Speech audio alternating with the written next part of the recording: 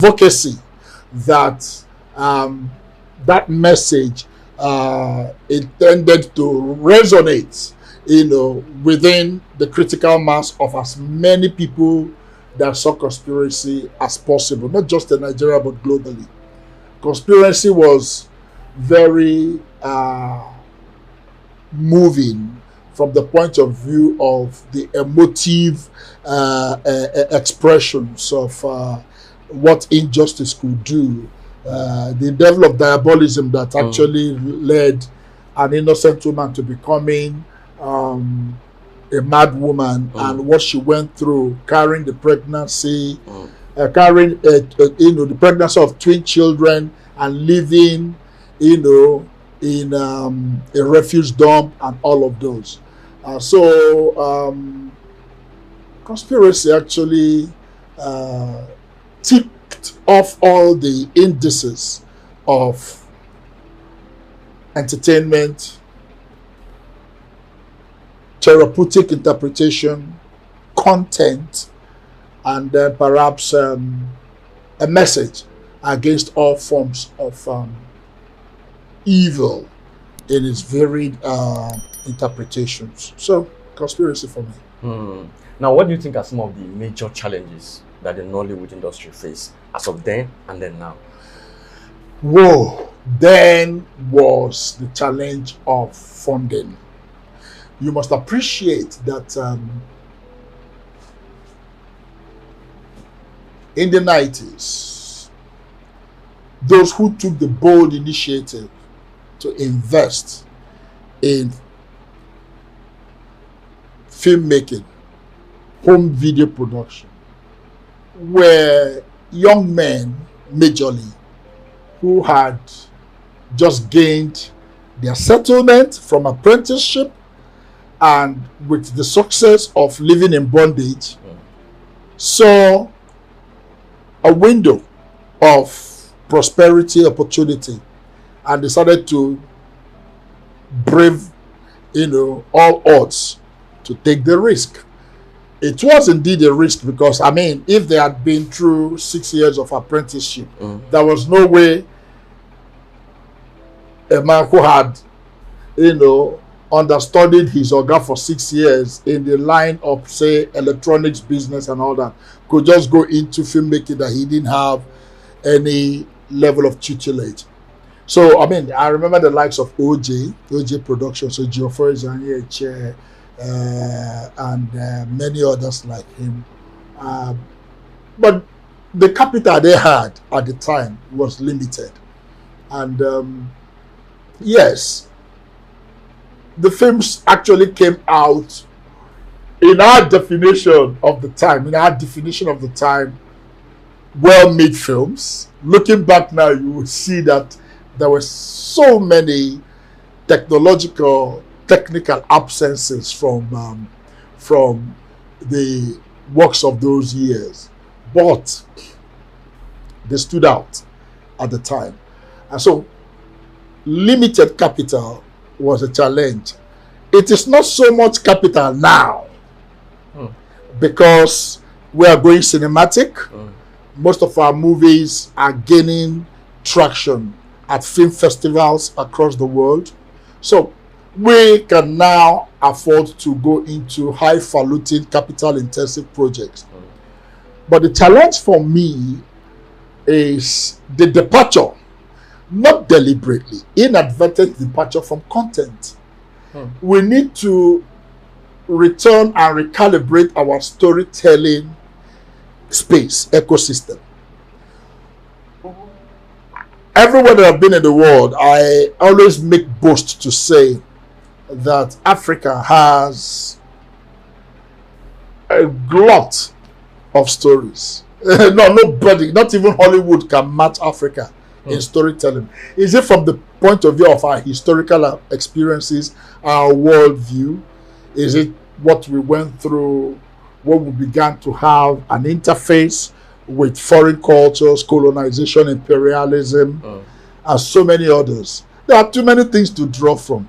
Then, of course, the rich content of our culture. Some of our cultures predate even Christianity.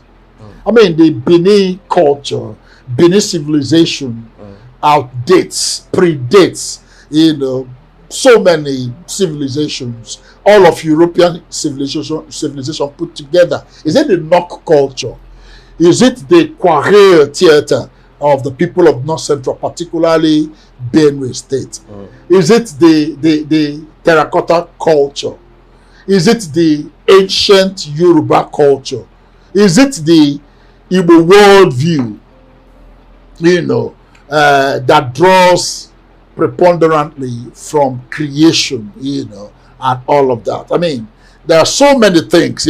I come from Umweri, and historically we see, the immensity of the truism that Eri is the very source of this massive Igbo world. So I sit and I pride myself as Nwa Eri, and we are Umweri, and all of those. So there are too many things that we can draw from. Too many stories. We are. I can say that we were created to tell stories. I mean, Africans and all that.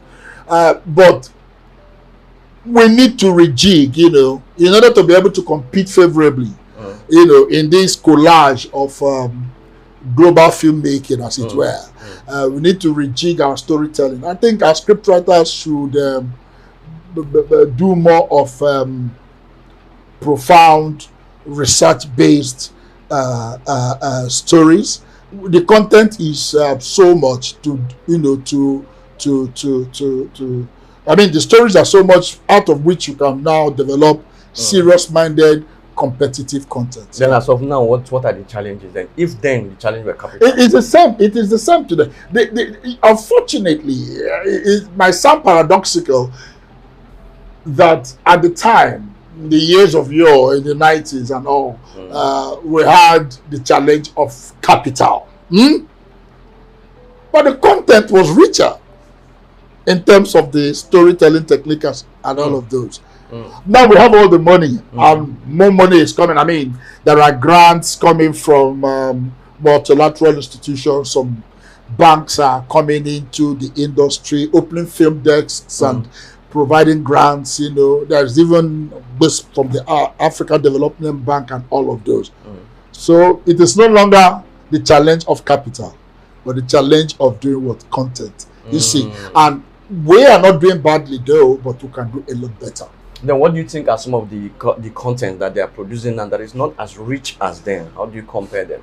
The challenge for me is that we have inadvertently, and I'm trying to be very modest, strayed from the brimming profundity of the African person, of the African worldview. Give examples. And then we do what I call plastic content in order to be able to be like the white man. We tell stories that are not completely marketing who we are. And I must give credit to those who do some very epochal works. The Yoruba film industry does a lot in bringing cultures. A lot of people are doing it in the southeastern part of Nigeria, the Igbos. There are some from the south. So there are people who are insisting on dealing with those aspects of our historicity that define who we are.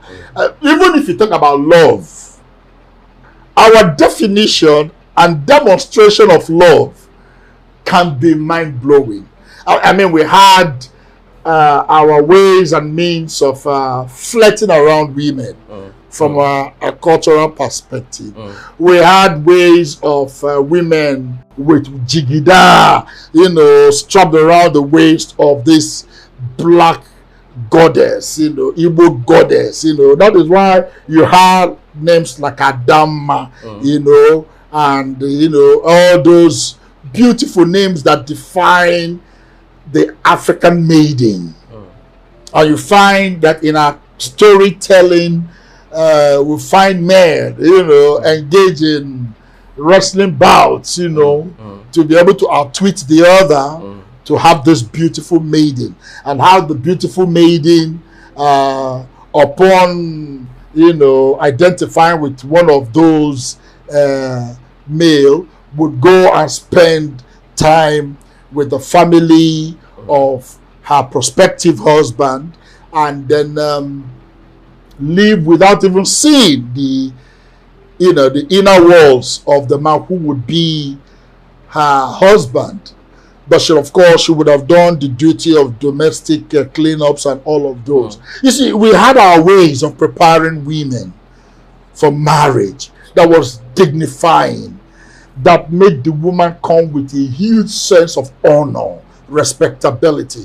In contradistinction to today, when our women, in the name of actresses, bear it all, almost naked in their costuming, you know, bearing almost everything that ought not to be seen.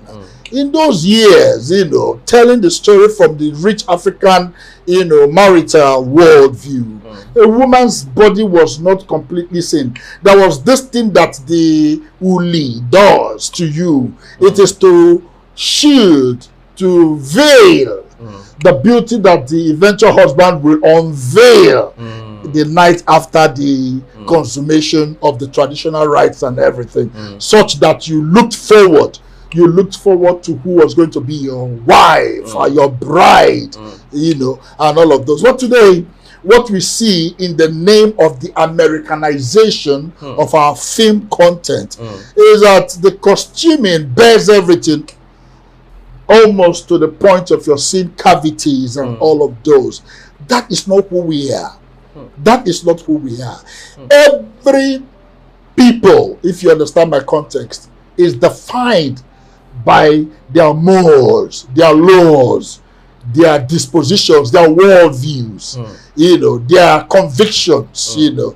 These are the things that make us who we are, you know. And so for me, it's a challenge. I can hardly sit with my children to watch a movie, except I have pre-watched it before then, because you couldn't be too sure of what you were going to see, and you wouldn't want your younger ones to see those, you know. So I think we should begin to rejig and return to our style of filmmaking, even in contemporary times. I can still do modern, you know, flicks that are not even epic driven, you know, and still keep the woman with so much grace, poise, and decency, such that at the end of it all, when the woman bears anything, you know, it will wow, you know, the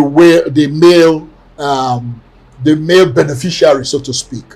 So it's a challenge to look at content. But of course, again, we can't overstate the fact that we really need more funding.